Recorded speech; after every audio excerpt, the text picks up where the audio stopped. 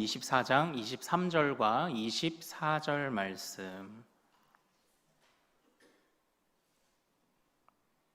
자, 우리 한 목소리로 같이 한번 읽어보겠습니다. 시작. 그때에 사람이 너희에게 말하되 보라, 그리스도가 여기 있다 혹은 저기 있다 하여도 믿지 말라.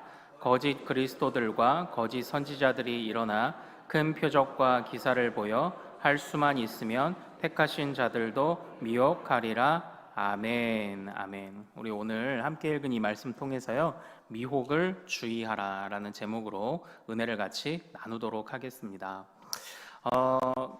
조금 이따 말씀드리겠지만 제가 오늘은 우리 자녀들이 배우는 하나바이블의 흐름이 아닙니다. 제가 오늘 말씀이 정말 이 시대적으로 좀 긴급하게 필요하겠다는 판단이 들어서 제가 이 말씀을 좀 준비를 했는데요. 사실은 제 안에 지금 일주일 동안 제가 머릿속에 너무 어려운 마음들이, 복잡한 생각들이 들어서 사실은 진짜 어디 정신줄을 하나 좀 놓고 산 것 같은 좀 그런 일주일을 좀 보냈습니다. 이제 그럼에도 불구하고 제가 최대한 정리하고 이해한 만큼 그래도 우리 성도님들에게 또 같이 이 말씀을 좀 나누고 싶어요.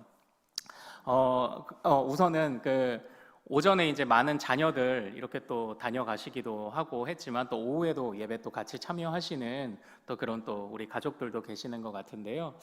그래도 또 이렇게 어버이날 또는 가족과 함께 예배드리는 기쁜 시간에 혹시 또 마음을 어렵게 해드리는 건 아닌가 모르겠습니다만 그래도 하나님이 주시는 대로 또 은혜를 또 사모하기를 또 바라고요.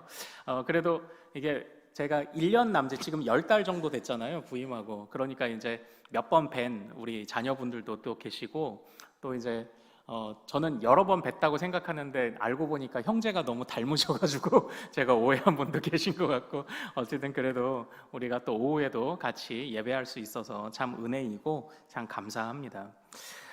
우리는요, 신앙생활 하다 보면 미혹을 주의하라, 미혹받지 않게 주의하라라는 이런 이야기들을 들을 때가 참 많습니다. 이게 미혹이라는 게 뭘까요?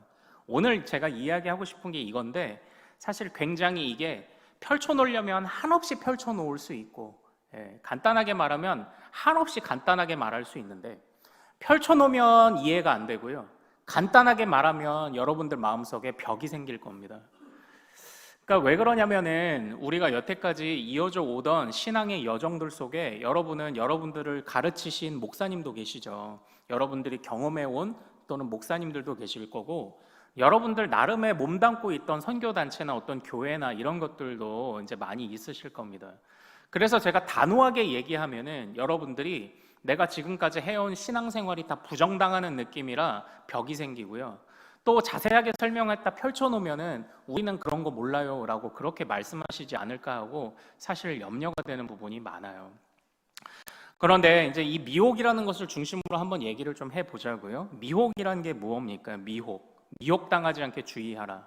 그러니까 우리는 뭐 그냥 유혹당하지 않게 주의하라 이런 정도로 보통 생각을 하잖아요. 자, 그런데요, 이 미혹당하다라는 표현이요, 플라나오라는 헬라어 표현이에요. 그러니까 성경 안에 어떤 특정한 단어가 나타나면 그것의 용례를 조사하고 함부로 그 의미를 생각하는 게 아니라 성경 안에 담겨있는 용례를 통해서 의미를 좁혀가는 거라고 제가 말씀을 드렸잖아요.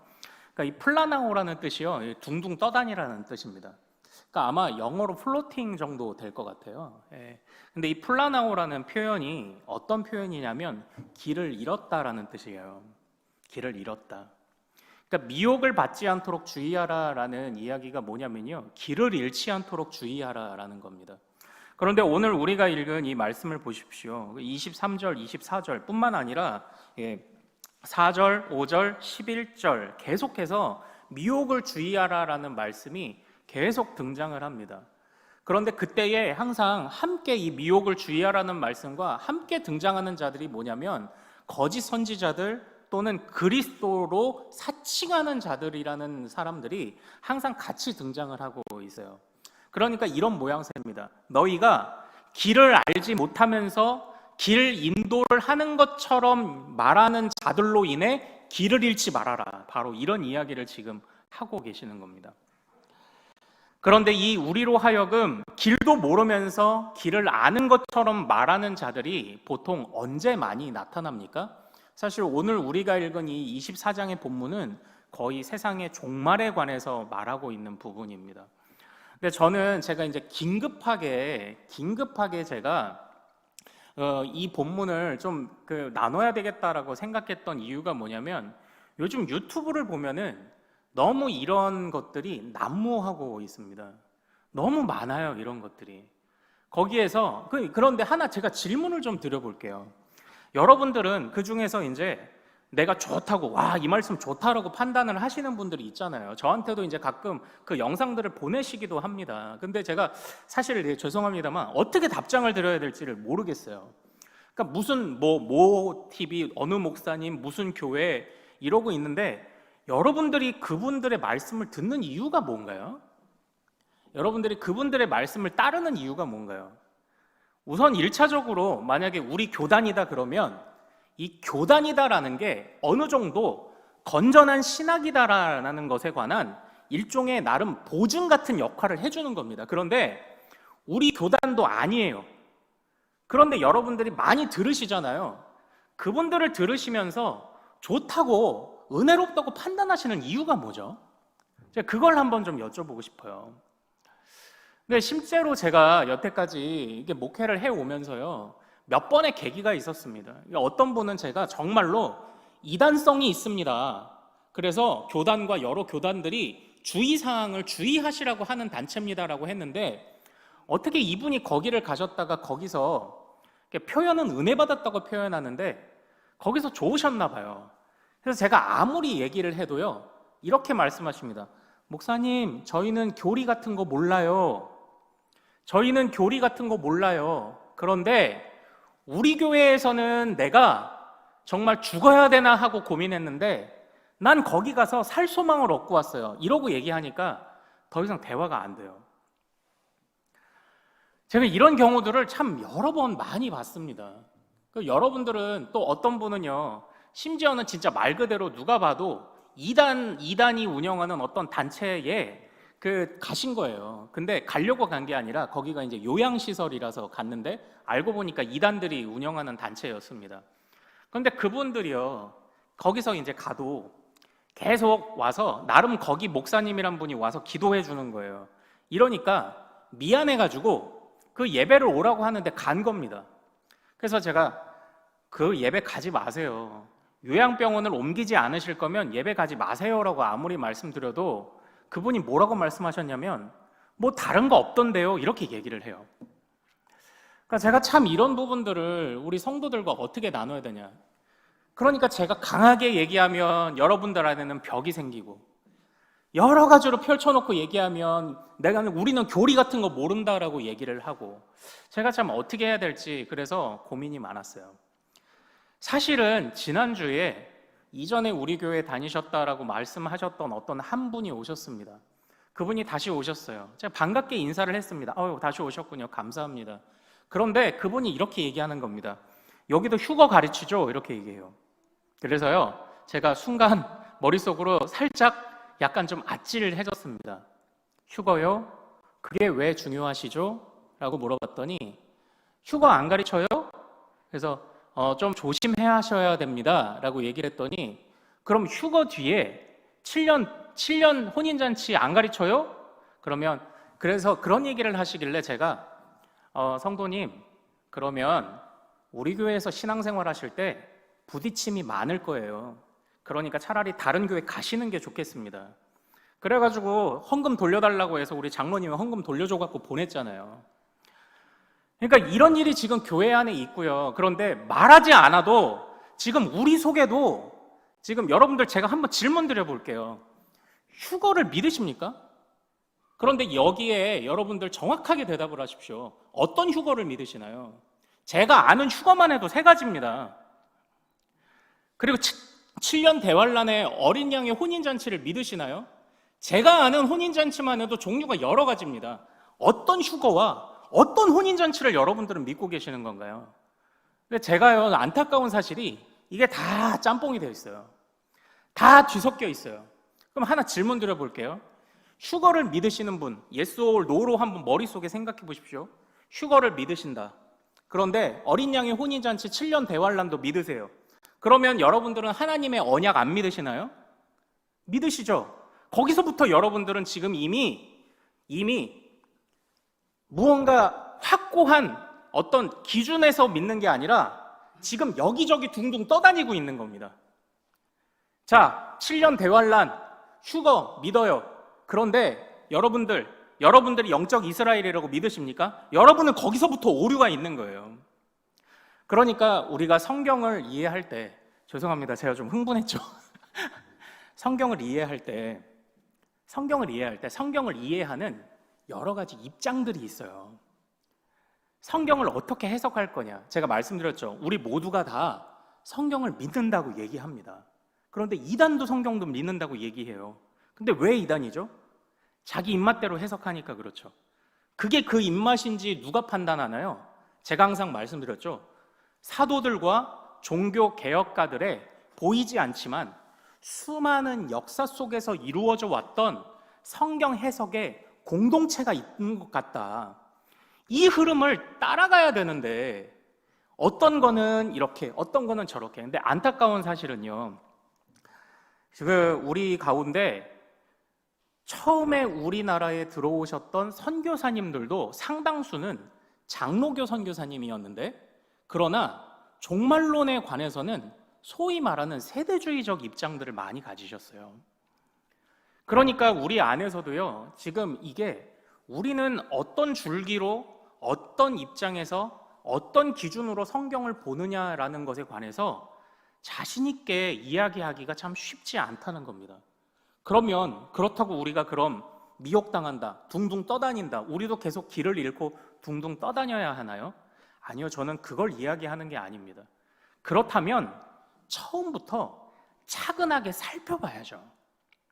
처음부터 차근하게 종교개혁가의 글들부터 하나하나 섭렵을 해가는 겁니다.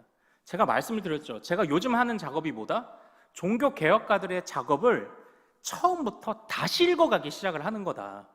하이델베르크 요리문답, 소요리문답, 웨스트민스터 신앙고백서, 기독교 강요, 이걸 처음부터 펴놓고 다시 읽기 시작을 하는 거다. 나는 어떤 눈으로 성경을 바라보고 있는가? 나는 둥둥 떠다니지 않기 위해 어떤 눈으로 바라보는가? 이 작업을 해야 되는데, 안타까운 사실은 오늘날 유튜브에 들었는데 그 목사님은 힘이 있어 보여. 와, 유튜브에 들었는데 그 목사님 은혜롭네? 이게 우리가 어떤 성경적 입장, 종말론이든 아니면 다른 것이든 그 입장을 취하는 유일한 기준이어서라면 우리는 지금 미혹당하고 있는 건지도 몰라요. 우리는 지금 길을 잃어버리고 있는지도 모릅니다. 오늘 우리가 읽은 이 말씀에서요, 다 다룰 수는 없어요. 오늘 이거 다루다 보면 여기서 데살로니가전서 4장에 휴거에 관해서 암시된 것 같은 본문도 봐야 되고요. 그 본문 보면은 마태복음으로 가서 이게 연결되는 겁니다. 마태복음으로 가서 신랑을 기다리는 열처녀의 비유도 봐야 되고요. 그걸 또 보다 보면은 요한계시록 20장으로 넘어가서 천년 왕국에 관해서 그 다양한 4가지 입장을 봐야 돼요. 그러니까 제가 지금 휴거도 어떤 휴거를 말씀하시는 거냐라고 물었던 게 종말론을 바라보는 여러 가지 시각이 있기 때문이에요. 그래서 내가 특정한 어떤 시각을 주장한다고 한다면 그 본문뿐만 아니라 나머지 본문도 그 관점으로 읽어야 되는데, 이건 이렇게 읽고 저건 이렇게 읽고 도대체 우리는 어떤 기준을 가지고 있느냐. 제가 거기서 지금 우리가 분명하게 말할 수 있는 참 이런 기준이 참 어려운 시대를 살고 있다라고 이야기를 하고 있습니다. 오늘 한번 보는 데까지 한번 보죠. 우선은 우리 6절 말씀, 마태복음 24장 6절 말씀으로 가서 한번 좀 같이 읽어보겠습니다. 자, 6절 말씀. 그래도 우리가 어렵지만 말할 수 있는 것까지는 한번 이 시간 말해보자고요. 우리 6절 말씀 먼저 읽겠습니다. 자, 시작. 난리와 난리 소문을 듣겠으나 너희는 삼가 두려워하지 말라. 이런 일이 있어야 하되 아직 끝은 아니니라. 아멘. 이렇게 되어 있어요. 제자들이요, 예수님과 함께, 그러니까 그 예루살렘은 이렇게 보시면 됩니다. 예루살렘이 이제 올라간다고 표현을 하잖아요. 남쪽에 있음에도. 그러니까 북쪽에 있는 사람도 남쪽으로 오는데도 올라간다고 표현해요. 왜 그렇죠? 지대가 높기 때문입니다. 그래서 성전산이 있어요. 성전산을 내려와서 그 왼쪽으로 가면 뭐가 있을까요? 무슨 산이 있을까요? 감람산이 있어요. 그래서 제자들이 예수님과 함께 성전에 있다가 내려와요. 내려와서 3절에 보면 감람산으로 갑니다. 감람산으로 가면서 질문하는 거예요. 강남산으로 가는 동안 예수님이 말씀하시는 겁니다. 너희가 본 성전이, 참고로 2절입니다. 돌 위에 돌 하나도 남지 않고 다 무너뜨려지리라. 이렇게 예수님이 말씀을 하셨습니다. 그때 이 제자들이 깜짝 놀라요. 그리고 이렇게 말합니다. 주님, 성전이 돌 위에 돌 하나도 남지 않고 무너진다고요? 그러면 그때가 마지막이겠네요? 라고 이렇게 이야기를 해요. 그런데 그때요, 예수님이 조금 다른 말씀을 하십니다.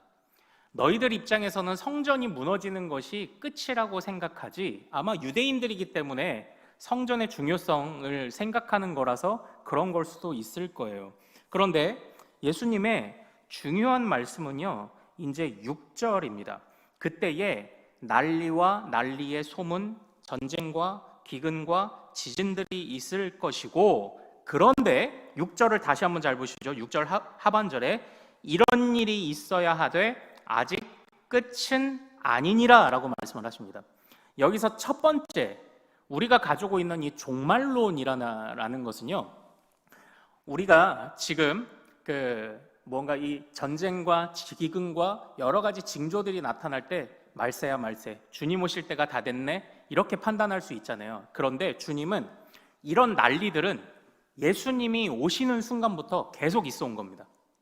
그러니까 종말은 계속 있어요. 하지만 끝은 아니에요. 종말이라는 것과 끝을 지금 구분하신 겁니다. 재난이 있고 여러 가지 징조들이 나타나는 건 그저 주님이 지금 혼란기, 지금 우리가 살아가는 시대가 다시 오시는 주님 이전에 혼란기를 겪고 있다는 징조와 증거이지, 아직 그것이 끝은 아닌 거예요. 그러니까 오늘날 우리가 일단 종말에 관해서, 오늘날 우리가 살아가는 이 시대가 어려움도 있고 환란도 있고 고민들이 많은 시대, 세상에 보이지 않는 수많은 징조가 있지만 일단 아직은 끝은 아닙니다. 하지만 이 종말이라는 개념을요, 맨 마지막에 있는 개념이 아니라 종말은 주님 오신 순간부터 지금 오늘날까지 2000년이 계속되고 있는 거예요. 그러니까 결국 여기에서 우리에게 주고 있는 주님의 말씀의 교훈은 무엇인가요? 그러니까 너희들 주변에 정말 계속되는 종말, 끝이 오기 전까지 이 종말의 징조들이 가득할 터이니 정신을 똑바로 차리라라고 일단 주님이 이 말씀을 주고 계시는 겁니다. 정신을 똑바로 차려라. 아직 끝은 아닌데 지금 끝에 버금가는 수많은 징조들이, 그러니까 이게 우리가 끝이 온다며 2000년이 지났는데 왜 끝이 안 와라고 하면서 마음을 해이하게 가지라는 게 아니라, 주님이 끝이라고 선언하시는 주님의 재림 전까지 이 종말의 사인들이 계속 있을 것이니 너희가 해이하게 살지 말고 너희가 정신을 똑바로 차리고 살아라 라고 이렇게 이야기를 하시는 겁니다. 그리고 놀라지 말라고 이야기를 하시는데, 우리 8절과 9절을 같이 읽어보죠. 자, 8절 9절입니다. 시작. 이 모든 것은 재난의 시작이니라. 그때에 사람들이 너희를 환난에 넘겨 죽였으며 너희를 죽이리니 너희가 내 이름 때문에 모든 민족에게 미움을 받으리라. 여기에서 중요한 표현 한 가지 됩니다. 너희가 내 이름 때문에 환난을 당하고 미움을 받게 될 거다라는 겁니다. 그러니까 여기서 또 하나 말씀 주고 계세요. 종말의 때가 계속되고 있어요. 우리는 이러한 어려움을 겪고 싶어 하지 않습니다. 그러나 주님은 분명히 말씀하십니다. 너희는 그 환난을 겪을 수밖에 없을 거야. 너희는 그 환난을 겪을 수밖에 없을 거야. 그 시대를 너희가 살아내야 돼 라고 지금 말씀을 하고 계시는 겁니다. 종말이라는 것은 길어요. 계속되고 있어요. 지금도 종말이고 이전에도 종말이고 미래도 종말이에요. 주님이 재림하시는 끝이 오기 전까지는 다 종말의 때입니다. 그러므로 정신을 바짝 차리고, 그리고 그 안에서 우리가 환난을 맞이할 때에도 이 환난을 피하지 말고 담대하게 주님과 더불어서 이 환난을 견디라고 지금 이야기를 하고 있는 겁니다. 그런데 그때요, 11절과 12절을 같이 읽어보죠. 자, 시작. 거짓 선지자가 많이 일어나 많은 사람을 미혹하겠으며 불법이 성함으로 많은 사람의 사랑이 식어지리라. 바로 이겁니다. 여기서 불법이라는 표현이 뭐냐면요, 아노미 현상이라고 말하죠. 이 아노미라는 단어인데, 이 놈이라는 노모스라는 것이 법이라는 뜻이에요. 아라는 것은 not이라는 뜻입니다. 즉 법이 없는 상태. 아노미 현상이 그러니까 이제 완전히 그냥 무법천지를 말하는 거잖아요. 우리 성도들이 살아갈 때요, 제가 하신 게 참 그런 표현은 가끔 하잖아요. 성도들이 살 때요, 힘든 게 당연합니다. 지금이 종말의 때이기 때문입니다. 아직 끝은 아니지만 종말의 때이기 때문이에요. 그러나 이 시대 가운데 우리가 이것을 견뎌내고 이 환난을 통과하고 있다는 건, 그것 자체로 제가 지난주에 뭐라 말씀드렸습니까? 그것 자체로 우리가 주님께 붙들림 받은 하나의 증거가 될 수 있다, 이런 말씀을 드리지 않았습니까? 그러니까 사랑하는 여러분, 이 마지막 때에요, 미혹당하지 않도록 주의하십시오. 미혹당하지 않도록 주의하시고 길을 잃어버리지 않도록 주의하시는데, 환난이 있어도 담대하십시오. 어려운 일이 있어도 담대하십시오. 이것만큼은 지금 우리가 이견이 없죠. 어떤 종말론적인, 내가 어떤 선교단체이든 어떤 단체에 소속된 감각을 가지고 있든지 일단 이것만큼은 우리가 다른 생각이 없을 거라고 생각을 합니다. 정신을 똑바로 차리고 우리가 피하려 하지 말고 담대하게 주님과 함께 걷자. 왜냐? 주님은 길을 아시니까요. 이 마음을 일단 우리가 좀 가지기를 바라요. 그리고 우리 또 미혹이라는 단어가 또 이제 어디에 쓰였습니까? 사실 이제 또 우리가 15절부터 21절까지에 관해서 우리가 이 부분을 좀 주의 깊게 봐야 되는데, 이 부분은요, 예수님이 완전히 마지막 때의 이야기라기보다는 이 부분은 예루살렘에 한정해서 하시는 말씀이라고 우리 믿음의 선배들이 그렇게 이야기를 합니다. 그런데 그때에 한번 좀 보십시오. 그 예루살렘의 멸망에 가증한 것이 거룩한 것에 선 것을 보거든. 그때 16절과 17절 같이 한번 읽어보겠습니다. 자, 시작. 그때에 유대에 있는 자들은 산으로 도망할지어다. 지붕 위에 있는 자는 집 안에 있는 물건을 가지러 내려가지 말며, 이렇게 돼 있잖아요. 이거 가지고요, 말세 때는 도망가야 된다고 말하는 이단 단체가 하나 있습니다. 그래서 피할 땅으로 가야 된다. 그래서 피지라는 나라에 가 있는 이단 단체가 하나 있죠. 피지, 피할 땅. 피할 땅, 그 피지가 그 피지냐? 근데 그 피지가 그 피지잖아요. 근데 그 피지 가는 데가 뭐 하는 데인지 아시죠? 서로 엄마하고 딸하고 양쪽 마주보게 해놓고 서로 타작마당 한다고 뺨 때리게 하는 그 단체 있잖아요. 거기잖아요, 피지가. 근데 이거 잘 보십시오. 여기서도 미혹당하지 않게 주의해야 돼요. 그러니까 이 말씀을 마지막 때에 전체적으로 있을 일이라고 생각하니까 지금 도망쳐서 딴 데를 가야 된다고 자꾸 이야기를 하는 겁니다. 아니에요. 이거는 예루살렘에 한정해서 하시는 말씀입니다. 예루살렘에 한정해서 하시는 말씀. 실제 나중에 예루살렘의 성전이 로마에 의해서 유린당하는 것이 이 말씀이 그렇게 성취된 것이 아니냐, 이렇게 이야기를 해요. 그리고 그때 산으로 도망한다. 그러니까 막 어디는 계룡산으로 가고 어디는 피지로 가고 그러라는 얘기가 아닙니다. 산 위로 도망할 시간이 없다. 그리고 지붕 위에 있는 자는 물건을 가지러 가지 말아라. 이게 지붕이 어떤 의미냐면요, 마가의 다락방 같은 거예요.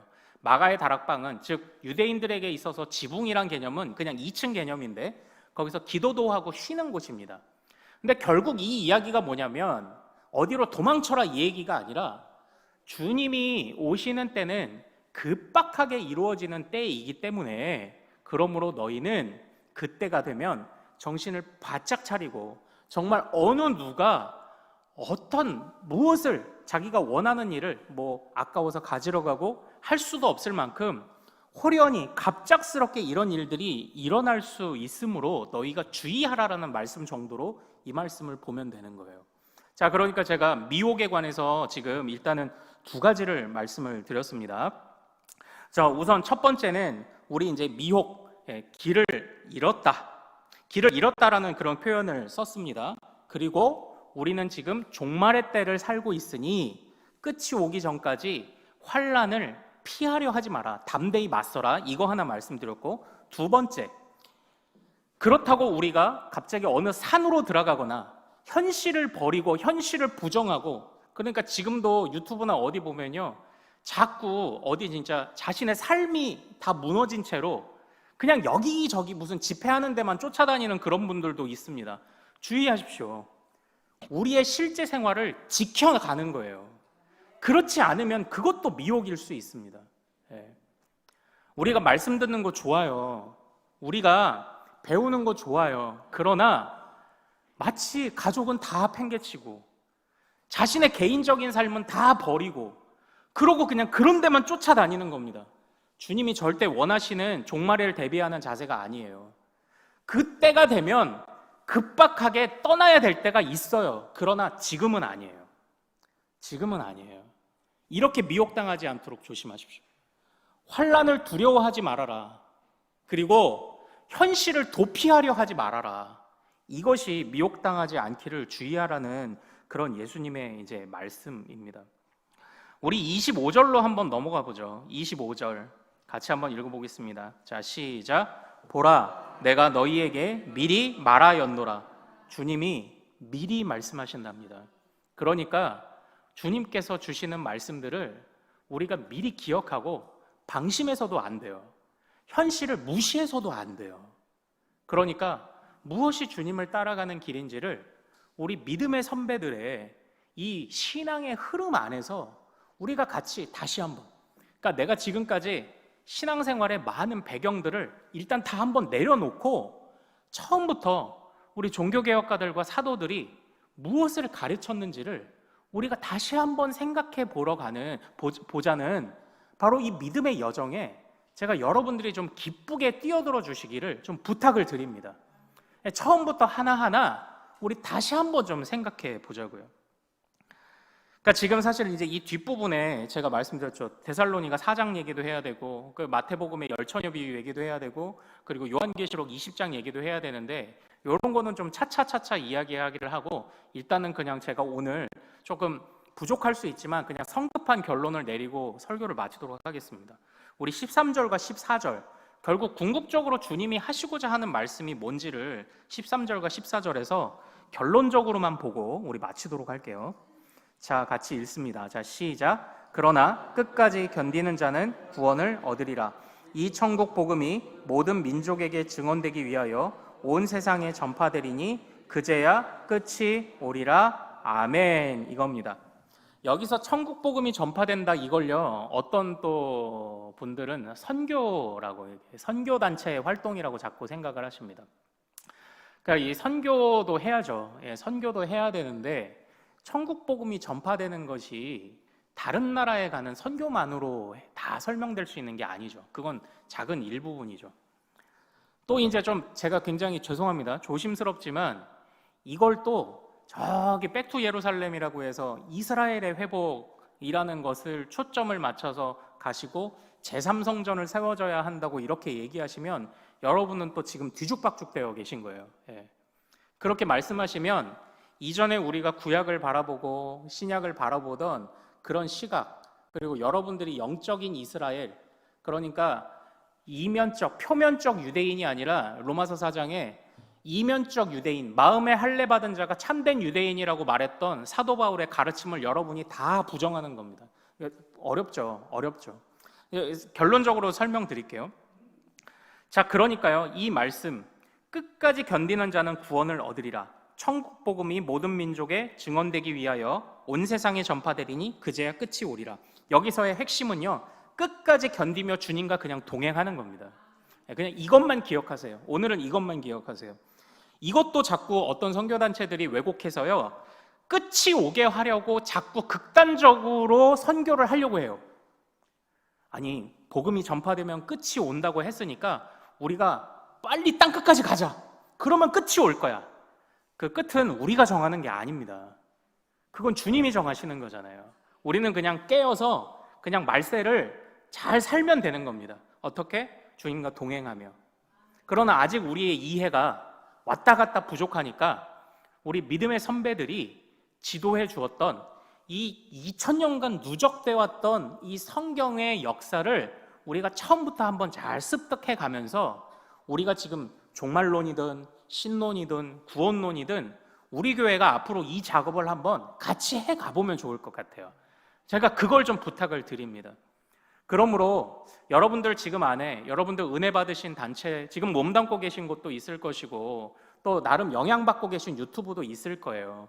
그러나 제가 한 가지만 딱 부탁드리겠습니다. 그것에 너무 매이지 마시고 우리 한번 대화해보자고요. 대화를 해보자는 겁니다. 무엇이 맞고 틀린지 대화를 해보자는 거예요. 그냥 대화도 안 되고 무언가 찔러도 들어가지 않을 사람처럼 나는 그것을 확고한 믿음이라고 말하고 있지만, 그런데 많은 사람들이, 많은 교단이 좀 염려하는 목소리를 내고 있고 주의하라고 말하면 좀 그 부분에 관해서 대화를 좀 해보자는 거예요.